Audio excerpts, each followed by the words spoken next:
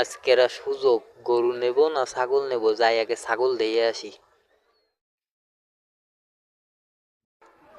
আজকে সুযোগ পাইছি আমি, ছাগল চুরি করতে যাচ্ছি। ভরা দুপুরে চিনবো নে রে, কেউ নেই রে আজকে ফাঁকা। এই কই ছাগল, হ্যাঁ আয় কাঁদিস না কাঁদিস না, এই দাঁড়া দাঁড়া দাঁড়া দাঁড়া।